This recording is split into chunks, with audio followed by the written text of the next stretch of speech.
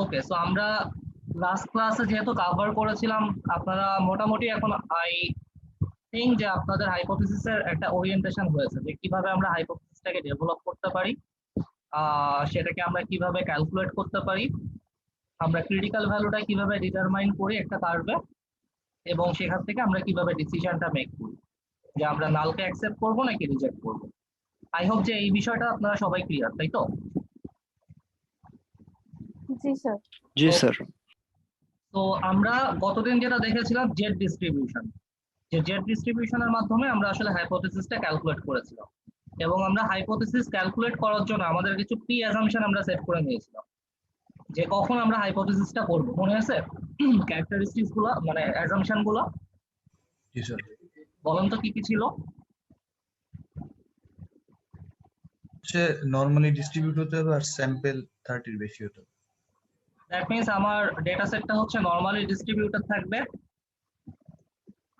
আমার sample size হচ্ছে greater than 30 হবে, আর আমার যে পপুলেশন স্ট্যান্ডার্ড ডেভিয়েশন ছিল যেটা আমার ওখানে উল্লেখ করা ছিল এটা নোন থাকবে। তো আমরা এটা দিয়ে আসলে জেড ডিস্ট্রিবিউশন ক্যালকুলেট করেছিলাম, তাই তো? লাস্ট ক্লাসে যে ম্যাথটা করেছিলাম আমরা। সো আমার যদি নরমাল ডিস্ট্রিবিউশন এই অ্যাজাম্পশনটা সবসময় ফুলফিল করতে হবে যখন আমি হাইপোথিসিস করব। সো আমার যদি আসলে স্যাম্পল সাইজটা লেস দ্যান 30 হয়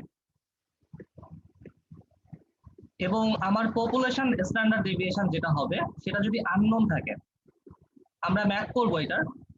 সো যখন এরকম একটা সিচুয়েশন থাকবে যে ডেটা সেটটা নরমালি ডিস্ট্রিবিউটেড কিন্তু আমার স্যাম্পল সাইজটা হচ্ছে লেস দ্যান 30 আর আমার পপুলেশন স্ট্যান্ডার্ড ডেভিয়েশন যেটা হচ্ছে আমার জন্য আননোন, সো এই ধরনের সিচুয়েশনের ক্ষেত্রে আমরা তখন জেড ডিস্ট্রিবিউশনটা করতে পারবো না, তখন আমাদেরকে করতে হবে টি ডিস্ট্রিবিউশন বা টি স্ট্যাটিস্টিক। এখন জেনারেল সেন্সে যেটা বলে সেটা হচ্ছে যে আমরা সেন্ট্রাল লিমিট থিওরাম কি বলে বলুন তো একটু, what is central limit theorem? আমি আপনাদেরকে লাস্ট ক্লাসে দেখতে বলেছিলাম ওটা।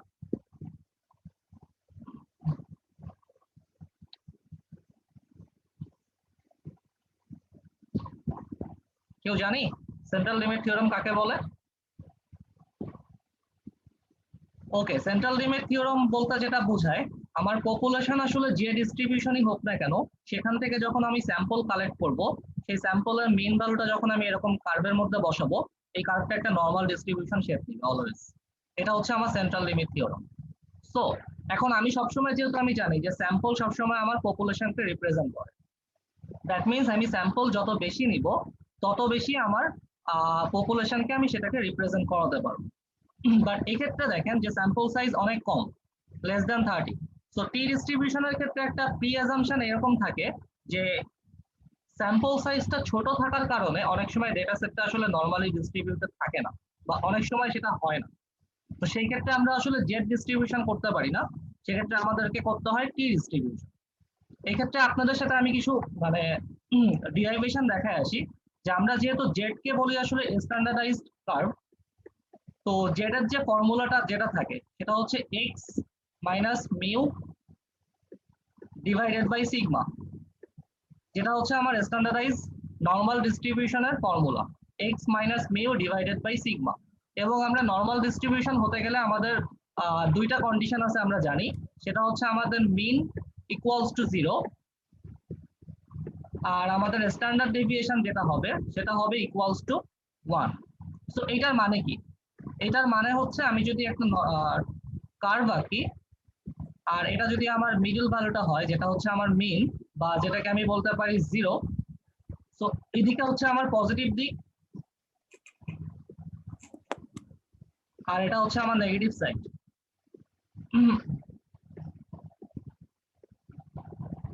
সো দ্যাট মিনস এটা হচ্ছে আমার 1 2 3 আর এটা যদি আমি ধরি -1 -2 and -3। সো এটা বলতে আমাকে কি বোঝায় যে এটা হচ্ছে আমার একটা নরমাল ডিস্ট্রিবিউশন কার্ভ যেটা আমি বলে আসছি, এবং যেখানে হচ্ছে আমার mean 0 standard deviation 1, that means mean value থেকে স্ট্যান্ডার্ড ডেভিয়েশন 1 দূরত্বে এই ভ্যালুগুলো অবস্থান করতেছে।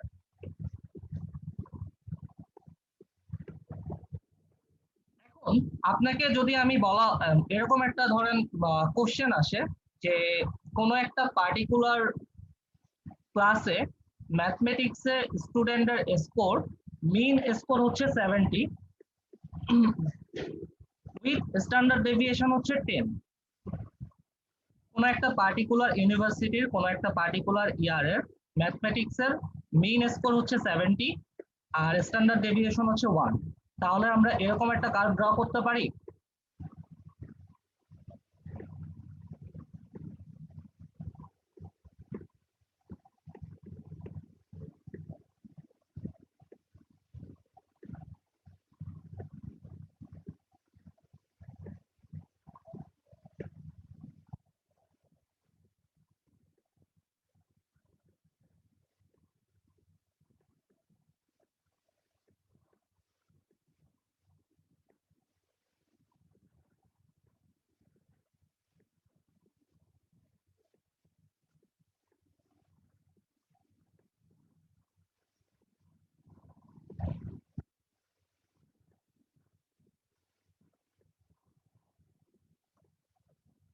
এই কার্ভটা কি সেটা রিপ্রেজেন্ট করে?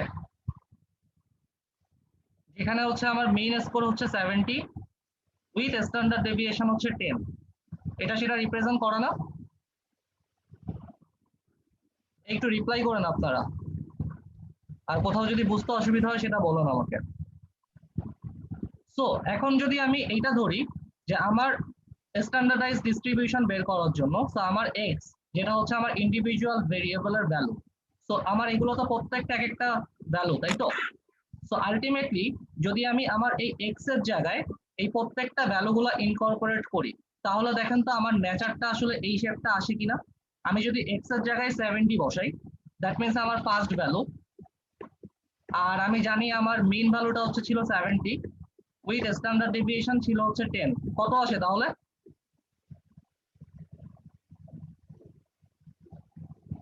কত আসে বলেন? 0 0। তাহলে সেটা হচ্ছে আমার এখানে এই যে 0। এখন যদি আমি এখানে 80 ইনকর্পোরেট করি তাহলে কত আসবে? 1 যদি 1 ইনকর্পোরেট করি তাহলে কত আসবে? স্যার -1 -1 -1। দ্যাট মিনস এই ডিস্ট্রিবিউশনটাকে আমি আসলে ডিভাইড করতে পারি এভাবে। ফর এক্সাম্পল আমি যদি বলি আপনাদেরকে কত পার্সেন্ট এই এরিয়াটাকে আমাকে কাভারেজ দিচ্ছে, যদি আমি বলি মিউ প্লাস -1 সিগমা, এটা আপনারা দেখে আসছেন না আপনাদের স্ট্যাটিস্টিক্স 1 এ? সেটা ইন্টারকোয়ার্টাইল। আপনারা এটা কি স্ট্যাটিস্টিক্স 1 এ দেখে আসছেন যে মিউ +-1 সিগমা +-2 সিগমা +-3 সিগমা কত পার্সেন্ট এরিয়াকে কভারেজ দেয়? 68 95। হ্যাঁ, তো দ্যাট মিনস আমি বলতে পারবো যে আমার ইউনিভার্সিটির এই যে মিউ +-1 সিগমার মধ্যে মানে যতজন স্টুডেন্ট পড়ে 68% স্টুডেন্টের মার্কেট ডিস্ট্রিবিউশন 60 থেকে 80। আবার বলতে পারবো 95% স্টুডেন্টের মার্কেট ডিস্ট্রিবিউশন 50 থেকে 90। এটা বলা যায় না? ওকে, সো আলটিমেটলি আমরা জানি যে জেড ডিস্ট্রিবিউশনটা আমাদেরকে একটা স্ট্যান্ডার্ডাইজ নরমাল কার্ভটা দিচ্ছে, বাট স্যাম্পল সাইজ আসলে ছোট হওয়ার কারণে অনেক সময় যেটা হয় যে আমার স্যাম্পলের মানগুলো নরমালি ডিস্ট্রিবিউটেড হয় না অনেক সময়। তো সেই ক্ষেত্রে আমরা আসলে জেড ডিস্ট্রিবিউশনটা ক্যালকুলেট করতে পারি না, সেখানে আমাদেরকে টি ডিস্ট্রিবিউশন ইউজ করা লাগে। এবং আমরা আপনাদেরকে জেড ডিস্ট্রিবিউশনের ক্যালকুলেশনের ফর্মুলাটাও আগের দিন দেখিয়েছিলাম, এবং কিভাবে আপনারা টেবিল থেকে জেড ভ্যালুর মান, ক্রিটিক্যাল ভ্যালুর মানটা বের করে আনেন সেটাও দেখিয়েছিলাম। বাট টি ভ্যালুর ক্ষেত্রে কিছুটা আসলে ব্যতিক্রম আছে টি স্ট্যাটিস্টিক্সটা ক্যালকুলেট করার ক্ষেত্রে, সেটা আমরা এখন একটু দেখার ট্রাই করবো।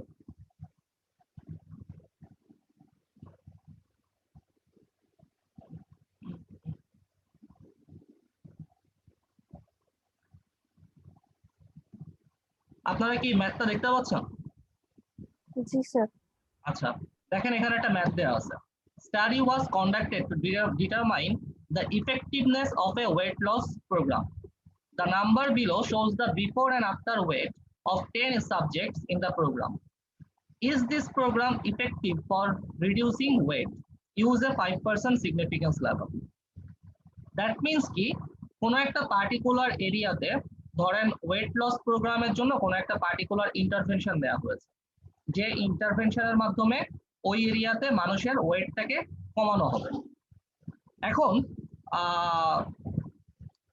ওই পার্টিকুলার এরিয়া থেকে আমরা আসলে 10টা স্যাম্পল কালেক্ট করেছি বা 10 জন ইন্ডিভিজুয়ালকে আমরা নিয়েছি, যাদের আমরা বিফোর ওয়েটটাকে দেখেছি এবং ইন্টারভেনশন নেওয়ার কারণে পরের ওয়েটটাকে আমরা দেখেছি। তো আমরা আসলে দেখতে যাচ্ছি যে এই প্রোগ্রামটা আসলে কতটুকু ইফেক্টিভ ওয়েটটাকে রিডিউস করানোর জন্য।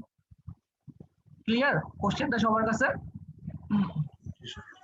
আগের দিনের ম্যাথের সাথে এই ম্যাথটার পার্থক্য কোথায় আছে বলুন তো?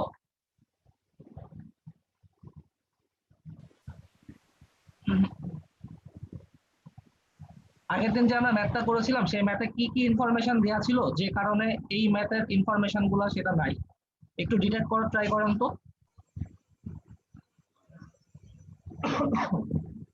স্যার আগের দিন পপুলেশনের মিন ছিল স্যার, স্যাম্পলের মিন ছিল। পপুলেশনের মিন ছিল, স্যাম্পলের মিন ছিল, পপুলেশনের স্ট্যান্ডার্ড ডেভিয়েশন দেওয়া ছিল, স্যাম্পলের স্ট্যান্ডার্ড ডেভিয়েশন ছিল, তাই না? দ্যাট মিন্স আমার প্যারামিটার এবং স্ট্যাটিস্টিকের সম্পূর্ণ ইনফরমেশন গুলো আমাদের কাছে ছিল। বাট আজকে আমাদের কাছে অ্যাকচুয়ালি কোনো কিছু নাই। আমাদের জাস্ট প্রত্যেকটা ইন্ডিভিজুয়ালের ভ্যালুগুলো দেওয়া আছে। কিসের ভ্যালু? ওয়েটের ভ্যালু, এবং এই ভ্যালুগুলো হচ্ছে পাউন্ডে দেওয়া। তো আমাদেরকে এখন অ্যাকচুয়ালি ক্যালকুলেট করতে হবে। তাহলে আমরা যেটা জানি যে আমরা জেড ডিস্ট্রিবিউশন করতে গেলে আমাদের আসলে স্যাম্পল সাইজটা গ্রেটার দ্যান 30 হতে হবে বলে আসছিলাম, পপুলেশন স্ট্যান্ডার্ড ডেভিয়েশন নো থাকতে হবে। এখানে কি সেটার কোনোটাই আছে? না স্যার। এই ইনফরমেশন গুলো কার দেয়া? পপুলেশনের দেয়া না স্যাম্পলের দেয়া?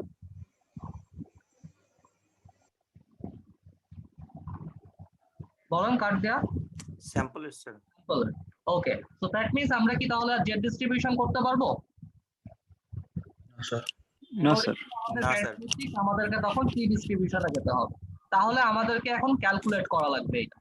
সো এখন আমরা আমাদের কাছে তাহলে কি ইনফরমেশন আছে? বিফোর এর ইনফরমেশন আছে ওয়েট এর, আফটার এর ইনফরমেশন আছে ওয়েট। সো আমরা যেহেতু অলরেডি জানি যে আমাদেরকে যখন ক্যালকুলেট করতে হয় তো তখন আমরা ফর্মুলাটা গতকাল মানে কতদিন দেখে আসছিলাম। ক্যালকুলেটেড ভ্যালুটার ফর্মুলা কিভাবে আমরা বের করতে হয়? X bar minus mu divided by sigma by root over N. এটা দেওয়া ছিল না? জেড স্ট্যাটিস্টিক্স ক্যালকুলেট করছিলাম গতবার যেবার গত ক্লাসে। জি স্যার, এটাই ছিল। আলটিমেটলি এই সিগমাটা কার স্ট্যান্ডার্ড ডেভিয়েশন? পপুলেশন না স্যাম্পলের? Population sir. পপুলেশন। স্যাম্পলের স্ট্যান্ডার্ড ডেভিয়েশন আমরা কিভাবে লিখি? ছোট হাতের S। ছোট হাতের এস। তাহলে আমাদেরকে টি ডিস্ট্রিবিউশন যখন করতে হবে, আর যেহেতু আমাদের হাতে পপুলেশনের ইনফরমেশন নাই, তো আমরা স্ট্যান্ডার্ড ডেভিয়েশন তো বের করবই, বাট আমাদেরকে বের করতে হবে স্যাম্পলের স্ট্যান্ডার্ড ডেভিয়েশন। সো আমরা ইউজ করব সিগমার জায়গায় এস, তাই তো? দ্যাট মিন্স আমাদের হাতে কি কি ইনফরমেশন লাগবে? এক্স বার বের করা লাগবে, মিউ বের করা লাগবে, এস বের করা লাগবে, আর এন তো আমরা জানি। এই ম্যাথে এন কত ছিল? 10 স্যার। এই ম্যাথে এন ছিল হচ্ছে 10। ওকে, তাহলে আমাদেরকে যদি এই আমরা আসলে মেন ডিফারেন্সটা ক্যালকুলেট করতে যাচ্ছি, যেহেতু আমাদের হাতে দুইটা মানে একই স্যাম্পলের দুইটা ইনফরমেশন আছে, তো আমরা আসলে দুইটা স্যাম্পলের মিনটা আসলে বের করতে যাচ্ছি। তো মিনটা আমরা কিভাবে বের করব? আমরা আসলে মেন ডিফারেন্সটা ক্যালকুলেট করার ট্রাই করব। তো মেন ডিফারেন্সটা আমরা কিভাবে ক্যালকুলেট করব? এই আফটার এর ভ্যালু থেকে বিফোর এর ভ্যালুটাকে বিয়োগ করব এই প্রত্যেকটার জন্য।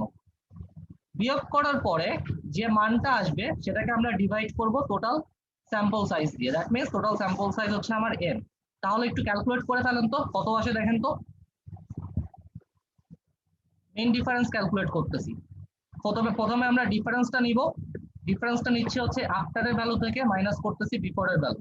এই প্রত্যেকটা বের করার পর আমরা যোগ করে ডিভাইড করতেছি টোটাল স্যাম্পল সাইজ দিয়ে, তাহলে আমরা পেয়ে যাব মেইন ডিফারেন্স। একজন আমাকে একটু বলেন কত আসে মানটা। আমাদেরকে একটু হেল্প করেন এক একজন। স্যার প্রথমটা -16।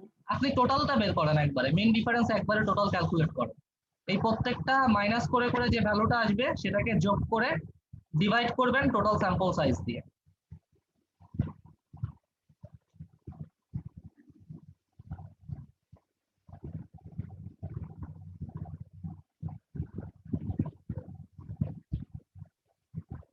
দ্যাট মিন্স আপনাদের ডিফারেন্স বেরোবে হচ্ছে আপনাদের weight after minus weight before, এটাকে আপনারা সামেশন করবেন, ডিভাইড করবেন টোটাল স্যাম্পল সাইজ দিয়ে। এটা করলে কত আসে দেখেন।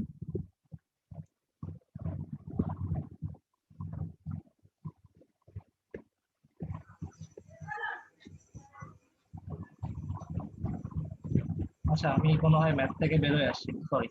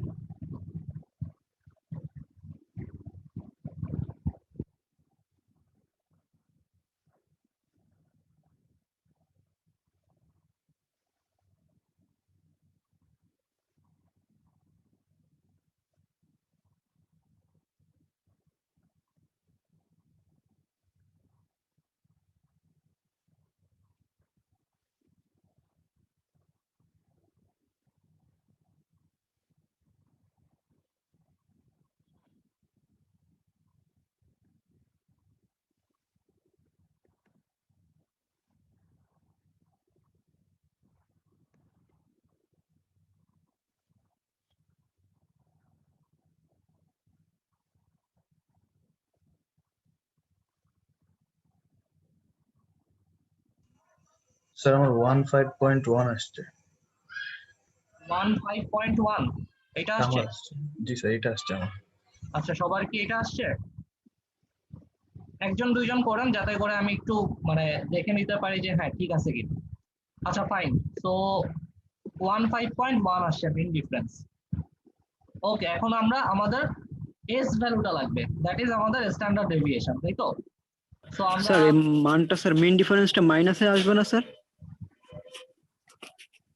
আপনারা ক্যালকুলেট করেন কত আসছে দেখেন। স্যার আমার তো স্যার -13.3 আসে। স্যার -9.2 এই এতগুলো অ্যান্সার কিভাবে আসে? -13 -9? ফর্মুলা ঠিক হচ্ছে, -13.1 আগে একটু চেক করেন যে ফর্মুলাটা ঠিক আছে কিনা আপনার। মানে ফর্মুলা কিন্তু একই ফর্মুলা মেইনটেইন করতে হবে, মানে যদি বিফোর থেকে আফটার বিয়োগ করেন অল থ্রু সেটা হতে হবে।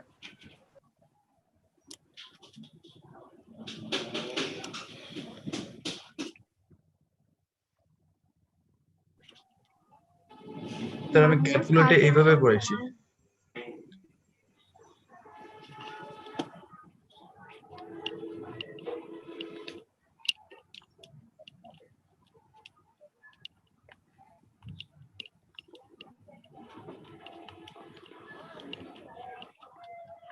আপনাদের ফর্মুলাটা মানে আপনারা ক্যালকুলেশন করবেন হচ্ছে এইটা, এটা করে দেখেন কত আসে।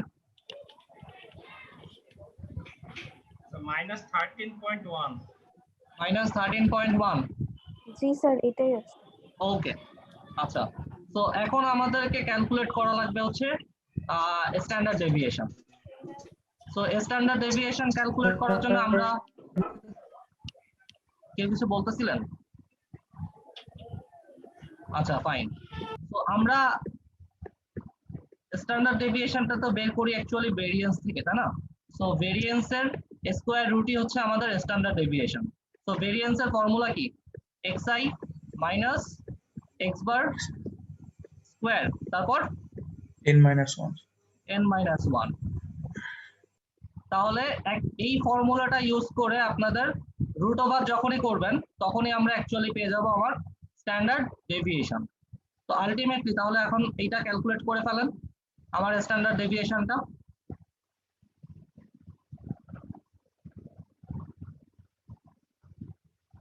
স্ট্যান্ডার্ড ডেভিয়েশনটা কিভাবে বের হবে বলেন তো? এই প্রত্যেকটা যে ডিফারেন্সের ভ্যালু থাকবে, এখানে একটা ভ্যালু আসছে না? জি স্যার।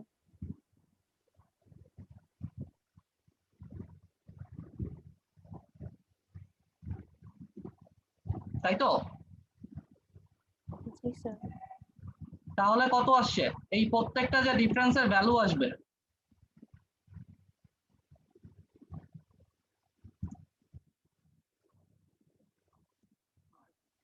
তো এই যে দেখেন প্রথমটার ভ্যালু আসছে -16, তাই তো? তারপরটা কত আসছে? -5. -5। এরকম করে করে প্রত্যেকটা ডিফারেন্সের এক একটা ভ্যালু জেনারেট হয়েছে না?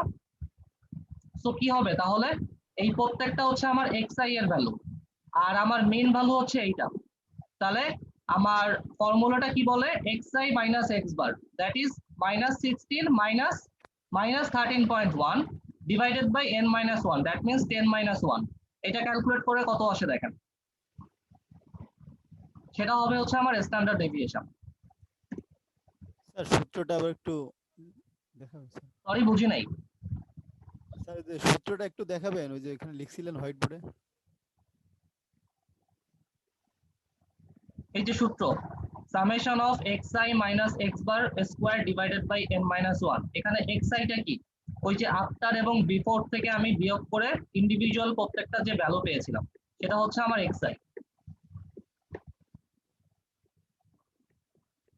তো এটা হচ্ছে আমার xi, আর আমার x বার কত? -13.3 যেটা আসছে। জি 13.3 আসছিল না 1 আসছে? 1 স্যার। 13.1 যেটা আসছে। আর আমার n কত? 10। তাহলে নিচে হবে কত? 9। স্যার টু দি পাওয়ার কি এল নাকি স্যার ওইখানে কি? এটা হচ্ছে স্কয়ার। স্যার এবার স্যার ম্যাথটাতে একটু নিয়ে গেলে হ্যাঁ, ভালো আমি হতো। যাচ্ছি ম্যাথে।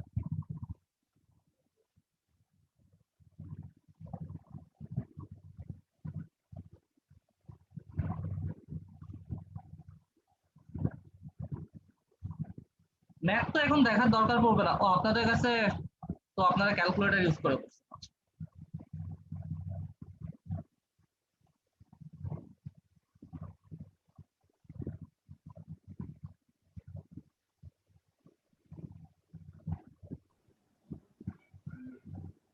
Sir, 3.61. 3.61, জি স্যার। ঠিক আছে। এটা 3.62. 3.62, আচ্ছা ফাইন। আর কারো হইছে? এটা কি ঠিক আছে অ্যানসারটা? আচ্ছা ফাইন। সো এখন তাহলে আমরা আমাদের ক্যালকুলেশন করার জন্য যে ভ্যালুগুলো দরকার ছিল। স্যার আরেকজনের থেকে শুনলে একটু ভালো হতো, যদি কোনো কারণ আমার মনে হয় ভুল হয়নি, তারপরও একটু আরেকজন শুনলে। আচ্ছা, আরেকজন একটু বলেন তাহলে।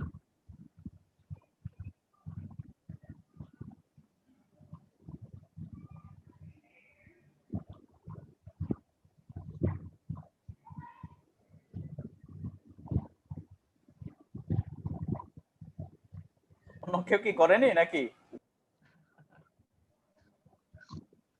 একজনের একটা শুনে মনে হয়েছে অন্যজনেরা স্টপ করে দিছে।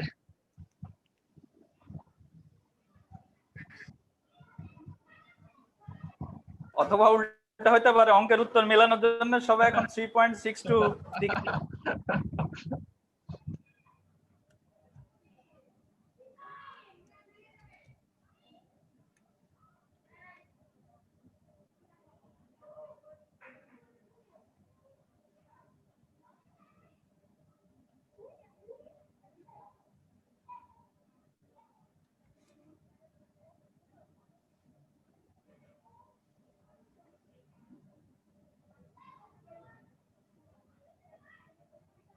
ওই কেউ কিছু বলে না কেন?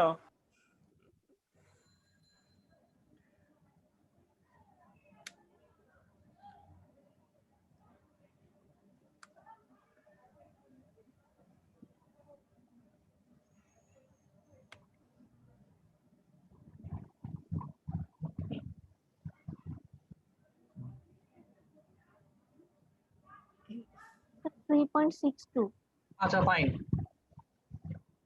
আমরা 3.62 নিয়ে করতেছি তাহলে। আচ্ছা, তাহলে এখন আমাদের কাছে আসলে মানে নেসেসারি যে ইনফরমেশন গুলো দরকার ছিল আমার টি ভ্যালুটা ক্যালকুলেট করার জন্য, তো আলটিমেটলি সেগুলো আমরা এখন সবই মোটামুটি পেয়ে গেছি। তো এখন আমাদেরকে আমাদের হাইপোথিসিসটা সেট করতে হবে। তাহলে আমাদের হাইপোথিসিসটা কি ছিল? যে একটা ওয়েট লস প্রোগ্রামের জন্য একটা ইন্টারভেনশন মেকানিজম নেওয়া হয়েছিল, যেখানে আমরা সবসময় কি বলেছি, আমাদেরকে হাইপোথিসিস সেট করতে গেলে সবসময় আমাদেরকে ইউজ করতে হবে পপুলেশনের ইনফরমেশন, তাই না? আমরা কখনো স্ট্যাটিস্টিক বা স্যাম্পলের ইনফরমেশনটা ইউজ করতে পারবো না। তো আমাদের এটাও কনসিডারেশন ছিল যে আমরা নাল হাইপোথিসিস সবসময় বলে আসছি যে একটা স্ট্যাটাস কোয়া সিচুয়েশন বা এক্সিস্টিং সিচুয়েশনকে আমরা ধরে নিই।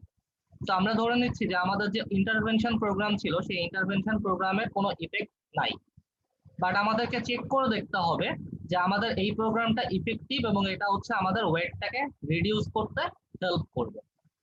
সো আমরা যদি আমাদের হাইপোথিসিসটা এখন সেট করতে চাই,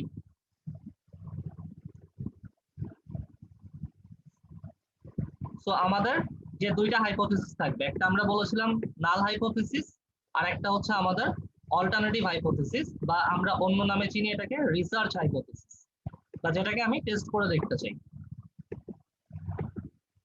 সো আমার যেহেতু বললাম যে আমার ওটার কোনো ইফেক্ট নাই, সো আমি ধরলাম হচ্ছে এটার কোনো ইফেক্ট নেই, দ্যাটস ওয়াই এটা হচ্ছে মিন ইকুয়ালস টু 0 বা মিন ডিফারেন্স ইকুয়ালস টু 0। আর আমি বলে আসছি যে আমি আমার প্রোগ্রামের ইন্টারভেনশনের ইফেক্টটা দেখতে চাই এবং দেখতে চাই যে এই প্রোগ্রামটা আমার ওয়েটটাকে রিডিউস করতে পারে কিনা। সো দ্যাটস ওয়াই আমার নাল হাইপোথিসিস হচ্ছে mean difference less than 0। That is why আমরা এটা বুঝতে যাচ্ছি যে এটা হচ্ছে আমার ওয়েটটা রিডিউস করবে কিনা। তাহলে এখন একটু আমাকে বলুন তো আমরা কোন টেইল টেস্ট করব, ওয়ান টেইল না two tail test? Sir one tail. One tail test. Sir one tail. আচ্ছা, সো আমার সিগনিফিকেন্স লেভেল কত দেওয়া ছিল ম্যাথে? 0.05 বা 5%, তাই তো? এখন আমরা একটু তাহলে আমাদের টি ভ্যালুটাকে ক্যালকুলেট করি বা ক্যালকুলেটেড টি ভ্যালুটাকে বের করি যে ফর্মুলাটা দেওয়া ছিল সেটা দিয়ে। সো আমার ফর্মুলাটা যেটা আমরা জানি, X bar minus mu divided by S by root over N. তাহলে আমার এক্স বার কত আসছিল?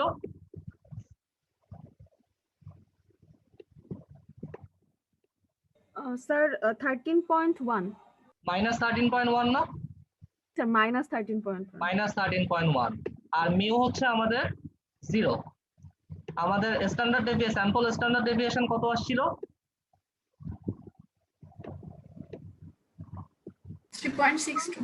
3.62 ডিভাইডেড বাই রুট ওভার 10, যেটা হচ্ছে আমার স্যাম্পল সাইজ। ক্যালকুলেট করেন কত আসে দেখেন।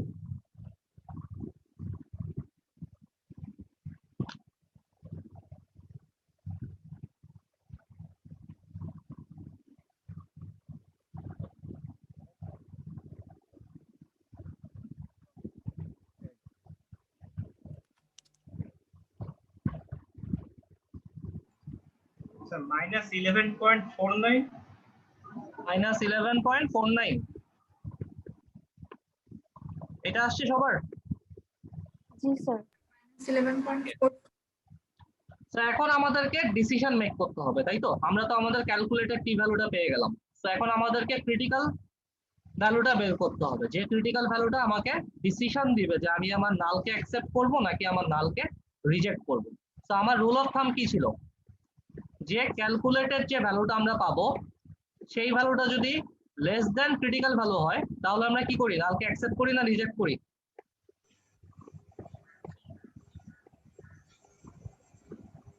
আর যদি ক্যালকুলেটেড ভ্যালুটা গ্রেটার দ্যান ক্রিটিক্যাল ভ্যালু হয় তাহলে আমরা কি করি? নালকে রিজেক্ট।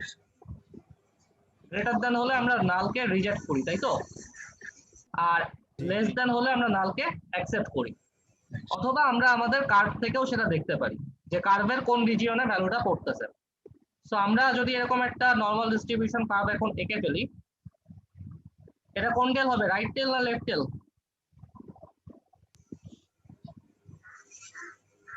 লেফট। লেফট। লেফট টেল, কারণ আমরা লেস দ্যান দেখতে যাচ্ছি। তো আমরা এই পোরশনটা যেটা হচ্ছে আমার সিগনিফিকেন্স লেভেল 0.05, তাহলে এটাকে আমরা কি রিজিয়ন বলি? রিজেক্টেড। এটা হচ্ছে আমার রিজেক্টেড রিজিয়ন। আর এটা হচ্ছে আমার ক্রিটিক্যাল ভ্যালুর বাউন্ডারি, তাই তো? যে বাউন্ডারিটা আমাকে হেল্প করবে বুঝতে যে আমরা নালকে অ্যাকসেপ্ট করব নাকি রিজেক্ট করব। তো আমরা যখন জেড ভ্যালুটা ক্যালকুলেট করছিলাম, একটু মনে করে দেখেন আমরা কি করছিলাম? এরিয়া আন্ডার দ্য কার্ভ বের করছিলাম, রাইট? তো এটা যদি আমাদের 0.05 হয় তো এই অংশটুকু কত ছিল আমাদের?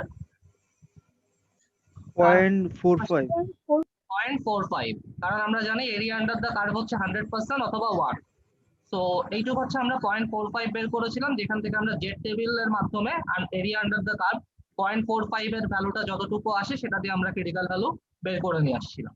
তো টি ভ্যালুটা যখন আমাদেরকে ক্যালকুলেট করতে হয় তখন আমাদের টি টেবিলের মাধ্যমে ভ্যালুটাকে বের করতে হয়, এবং টি টেবিলের মাধ্যমে ভ্যালুটাকে আমরা বের করি হচ্ছে দুইটা জিনিস দিয়ে। একটা হচ্ছে ডিগ্রিজ অফ ফ্রিডম, আর একটা হচ্ছে সিগনিফিকেন্স লেভেল। এই দুইটা জিনিস আমাদেরকে লাগবে টি টেবিল থেকে ক্রিটিক্যাল ভ্যালুটাকে বের করে নিয়ে আসতে গেলে। এখন আপনাদেরকে একটু বোঝা লাগবে ডিগ্রিজ অফ ফ্রিডম বলতে কি বোঝায়। ডেফিনেশন গতভাবে যদি আসেন তাহলে ডিগ্রিজ অফ ফ্রিডম বলতে যেটা বুঝাবে number of values that are free to vary. যদি সহজে আপনাদেরকে বিষয়টা বলতে চাই, number of values in a statistic that are free to vary. অথবা একটা এক্সাম্পল দিয়ে যদি বোঝানোর ট্রাই করি, ফর এক্সাম্পল ধরেন আপনার কাছে 7টা টি শার্ট আছে, 7টা টি শার্ট। এখন সপ্তাহে আমাদের হাতে 7 দিন থাকে, তাই তো? আপনাকে বলা হলো আপনি প্রতিদিন একটা একটা করে টি শার্ট পরবেন। 7টা টি শার্টের আমি প্রতিদিন একটা একটা করে পরবো। এখন আপনি এভাবে চিন্তা করেন, ডে 1 আপনার হাতে কয়টা অপশন আছে টি শার্টটা পরার জন্য? 7টা। ডে 2 তে স্যার 6টা। 6টা। 6টা। ডে 6 তে 5টা। ডে 6 ডে 6 এ একটা, 2টা। ডে 6 এ 2টা, তাই তো? আর ডে 7 এ একটাই।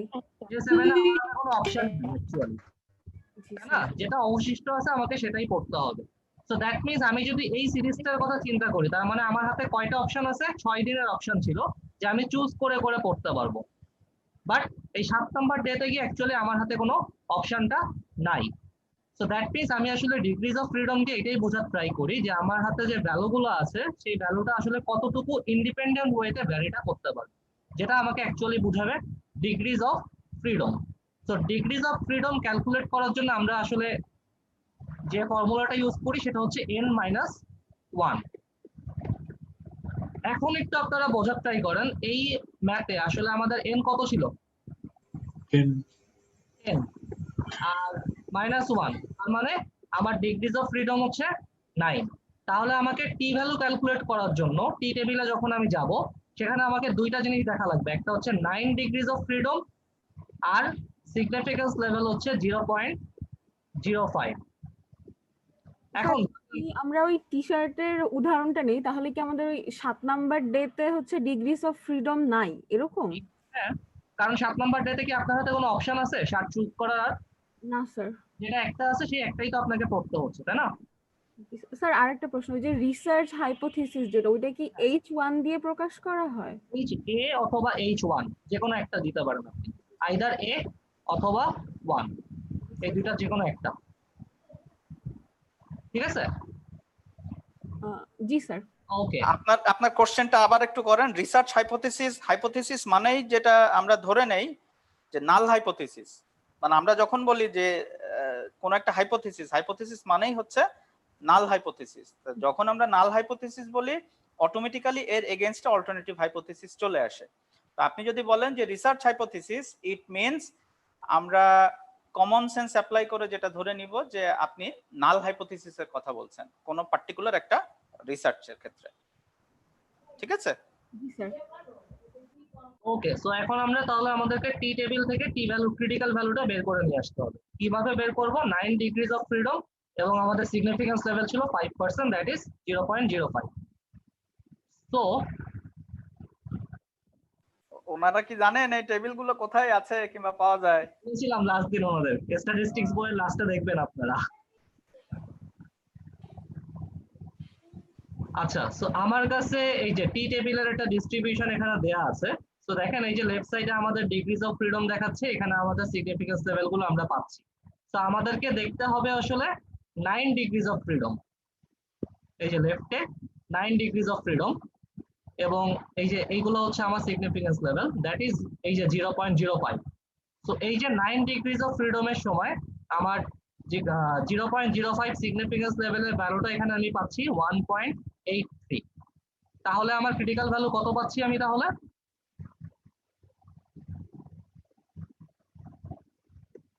1.83, তাই না? এখন আমার ক্যালকুলেটেড টি ভ্যালুটা কত আসছে? -11.49।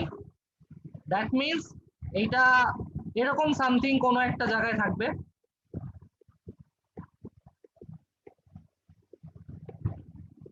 তাহলে এটা কি আমার অ্যাকসেপ্টেন্স রিজিয়নের মধ্যে পড়ছে না রিজেক্টেড রিজিয়নের মধ্যে পড়ছে?